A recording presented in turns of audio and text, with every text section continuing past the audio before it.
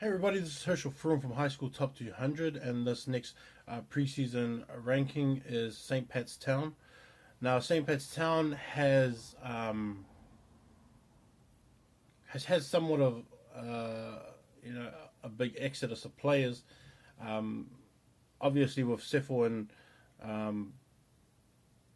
and also Billy going, even guys like Grayson as well, and just some really key players to their team.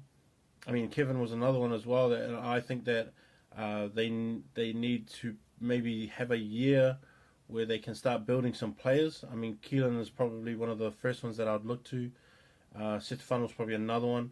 I mean, they still got Andre Hart as well, and so Don Bell is probably another guy, and Josh.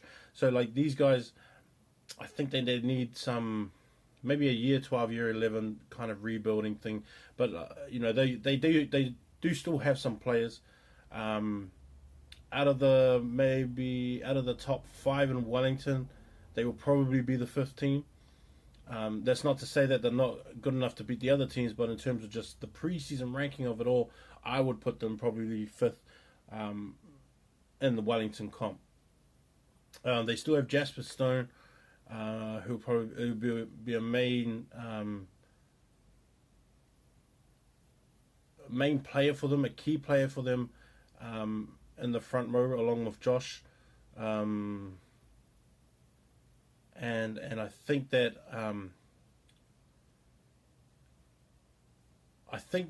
they're not going to struggle. I don't think they're going to struggle.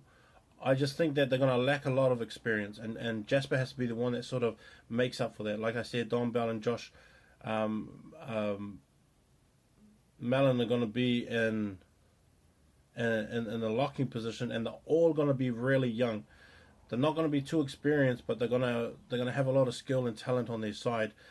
And maybe if they took this year to sort of get themselves up to scratch with it, so that next year will be a big push for them to be, in that massive conversation of number one or two in Wellington, it would be good. I think Keelan Whitman is going to be a main player this year, and it's going to be really interesting to see how he turns out, because I think that if he plays blindside,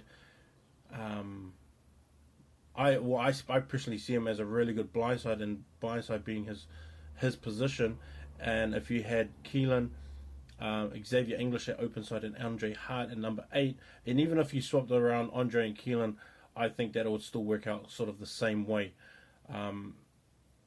Those three are going to be the ones that are really relied on. They're going to be the three guys that I think that if they don't keep the tempo down or at a pace that they can play at, then it's going to get out of hand. So those three are going to have to be the ones that really shut down on defense, really shut down on attacking play and things like that, to keep their forward pack in it. And because they're going to be a young forward pack, they're going to have to go through those kind of struggles as well in the beginning of the year. Hopefully these guys build up. Like, Keenan's going to be the main guy that I'll probably be watching, because he has a lot of to me, he looks like he could be a top 10, top 15 player next year, because he's even a top player this year as well. And so, that would be my focus, and then how everybody else fits sort of around him is going to be the key to me, and how they'll turn out for next year. And this year is going to be really important to watch all of that, because then I also will be able to know, as well as the coaches who deal with them every single day, that this is the best system for them to play in. So I'll be watching, obviously the locks and Dom and Josh, and also Keelan. I'll be watching those kind of guys. Seth Funnel will be another one that I'll be watching a lot. Zach Aldridge, because those guys are all guys that will be really important for the growth and development of this team for even next year. They got Jeremiah Lokini from Bishop Viard, who's come in. I think it'd be really, really good in the midfield. Another guy, Boston Hunt, who came from Old Tier last year. I think it was midway last year, and then he went to St. Pat's Town. Real big kid. He kind of looks like he's about 6'5", 4", but he's a fullback. He's playing fullback over there. Also, he has got a really big boot. I personally don't think that he's fitted for fullback, but I would have him at second five. And I would have him at second five as a crash ball kind of guy, real big, real physical kind of dude that would gather that attention, be big enough and scary enough for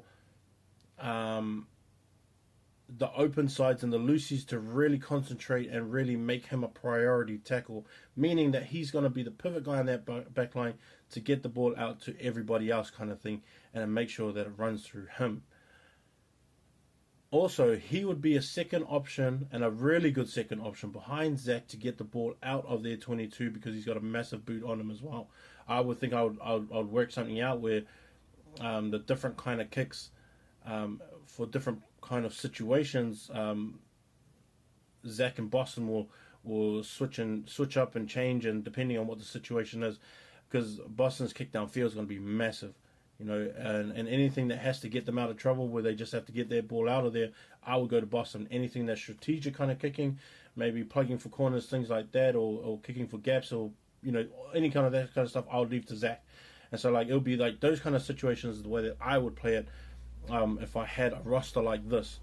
I would actually pay a lot of attention to Stefano and make sure that he gets a lot of guys on the run, making sure that every kid is getting that opportunity to have the ball moving, because they also have another kid, Devin Oliver Bell, who's also a really good halfback too. So it's going to be interesting to see what they have. I mean, if they can switch players around and they adapt better to other positions, then so be it, kind of thing. But I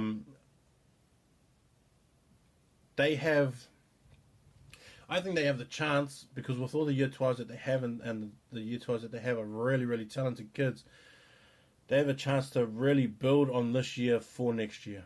Every school has to kind of go through it in some way of rebuilding. It's just the level of rebuilding that you have to do.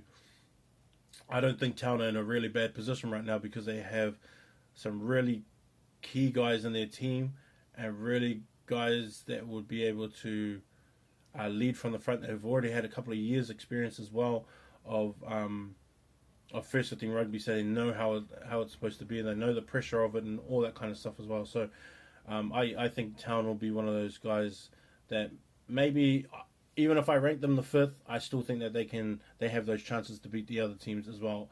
It's just the way that St. Pat's Town is. They're just that kind of team that punches above their weight all the time. They just have that kind of mentality. They have that pride in their team. And so don't count them out.